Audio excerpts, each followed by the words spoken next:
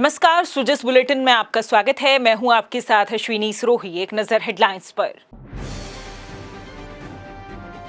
मुख्यमंत्री ने साइक्लोथॉन को दिखाई हरी झंडी, कहा प्रकृति को बचाने के लिए बदलाव की खुद करें शुरुआत।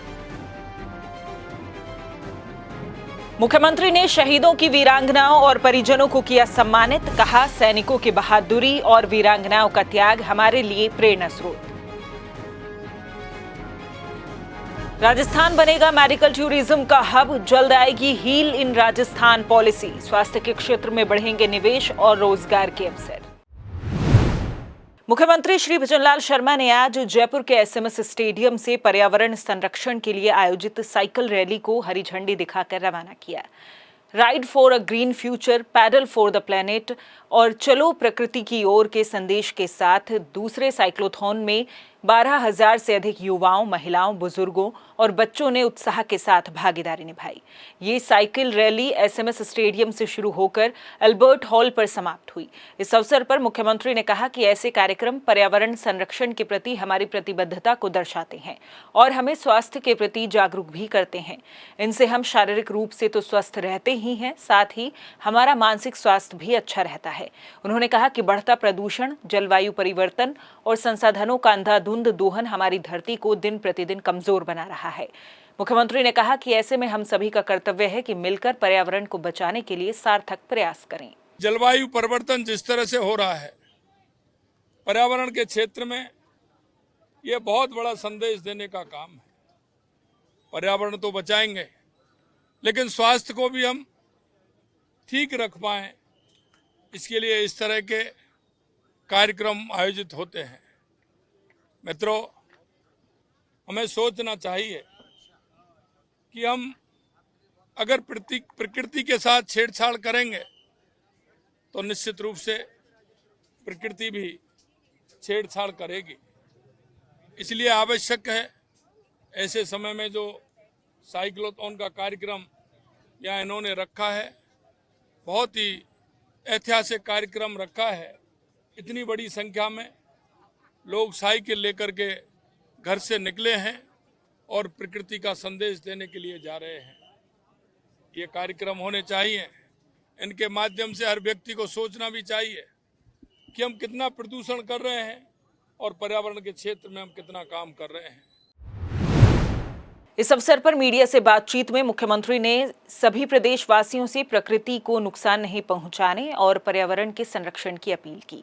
साथ ही एक पेड़ मां के नाम अभियान में हिस्सा लेने और पर्यावरण संरक्षण की तरफ कदम बढ़ाने का आह्वान किया। राजस्थान की जनता को भी मैं कहना चाहता हूं, जन जन से ये अपील भी करना चाहता हूं कि हमको हमारी प्रकृति को संभालने का काम करना है। हमें देश के यशस्वी प्रधानमंत्री नरेंद्र मोदी जी ने 5 जून पर्यावरण दिवस के अवसर पर एक अपील की है कि एक पेड़ मां के नाम। मैं आपके माध्यम से राजस्थान की एक एक जन से कहना चाहता हूं कि हम एक पेड़ मां के नाम अवश्य लगाएं और पर्यावरण का संरक्षण करें। ये आवश्यक है। और अगर पर्यावरण हमारा ठीक प्रकार से होगा तो हमारा स्वास्थ्य भी होगा और हम अच्छी तरह से हमारे पर्यावरण को संभालेंगे तो प्रकृति भी हमारा साथ देगी। मुख्यमंत्री श्री भजनलाल शर्मा ने आज एक निजी चैनल के कार्यक्रम है नमन उनको, a tribute to real heroes में शिरकत की।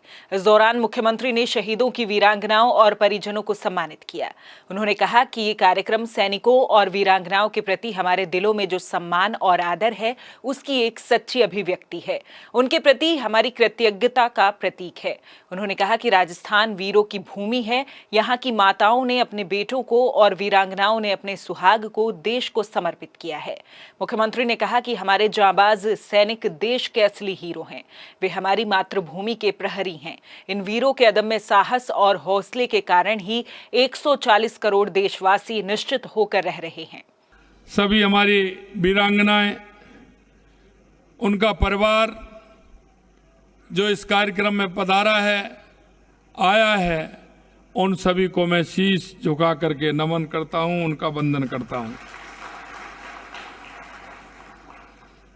ये हमारा देश का गौरव और स्वाभिमान है, क्योंकि वीर सैनिक हमारे रक्षक हैं। ये कार्यक्रम सैनिकों और वीरांगनाओं के प्रति हमारे दिलों में जो आदर और सम्मान, जनमानस के मन में जो सम्मान और सच्ची अभिव्यक्ति, उनके प्रति कृतज्ञता का ये प्रतीक है। हमारे जाबाज सैनिक देश के असली हीरो हैं, जो देश की सेवा करते हुए अपने प्राणों की आहुति दे देते हैं।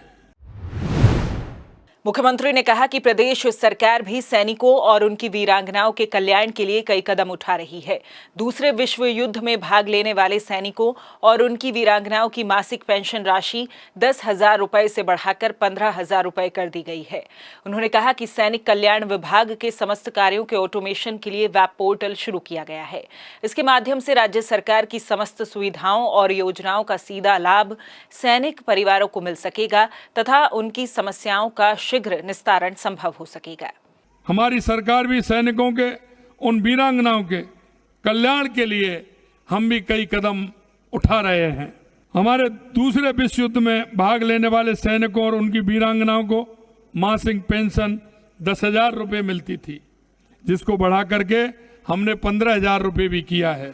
सैनिक कल्याण विभाग के समस्त कार्यों के ऑटोमेशन के लिए वेब पोर्टल शुरू किया है। इसके माध्यम से राज्य सरकार की समस्त सुविधाएं एवं योजनाएं का सीधा लाभ सैनिक परिवारों को मिल सकेगा, उनकी समस्याओं का शीघ्र निस्तारण हो, इसके लिए भी हमारी सरकार ने काम किया है। सैनिकों, भूतपूर्व सैनिकों एवं उनके परिवारों के कल्याण की सभी सुविधाएं एक ही स्थान पर मिलें, इसके लिए जयपुर में 20 करोड़ की लागत से कल्याण भवन बन रहा है। इसके लिए भूमि का आवंटन भी हमने कर दिया है।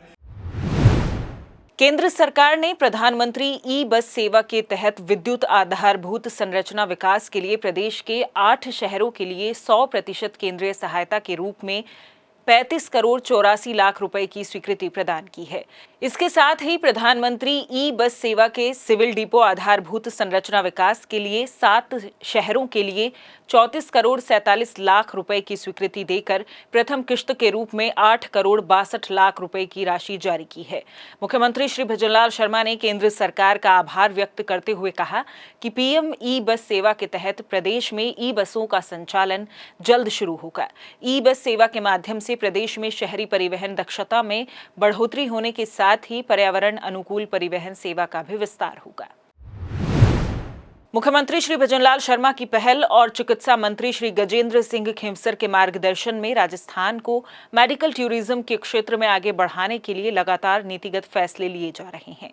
इस दिशा में जल्द ही हील इन राजस्थान पॉलिसी लाई जाएगी। चिकित्सा एवं स्वास्थ्य विभाग की ओर से तैयार किए गए पॉलिसी के प्रारूप पर आज सभी हितधारकों के साथ विस्तृत चर्चा कर सुझाव लिए गए। इन सुझावों के आधार पर नीति को जल्द ही अंतिम रूप दिया जाएगा। विभाग की अतिरिक्त मुख्य सचिव श्रीमती शुभ्रा सिंह की अध्यक्षता में स्वास्थ्य भवन में आयोजित उच्च स्तरीय बैठक में प्रदेश में मेडिकल वैल्यू टूरिज्म बढ़ाने के लिए विभिन्न पहलुओं पर विस्तार से विचार विमर्श किया गया। बैठक में चिकित्सा के क्षेत्र से जुड़े विशेषज्ञों ने प्रदेश में मेडिकल टूरिज्म बढ़ाने के लिए राजधानी के साथ साथ अन्य जिलों में भी उच्च स्तरीय स्वास्थ्य सेवाएं विकसित करने, सड़क और एयर कनेक्टिविटी को बेहतर करने, चिकित्सा शिक्षा के क्षेत्र में अवसर बढ़ाने सहित कई महत्वपूर्ण सुझाव दिए। उप मुख्यमंत्री एवं उच्च तकनीकी शिक्षा मंत्री श्री प्रेमचंद बैरवा की अध्यक्षता में शुक्रवार को शासन सचिवालय में राजकीय महाविद्यालयों, चिकित्सालयों, विद्यालयों आदि के नाम परिवर्तन के संबंध में नीति निर्धारण के लिए गठित मंत्रिमंडलीय समिति की बैठक आयोजित हुई।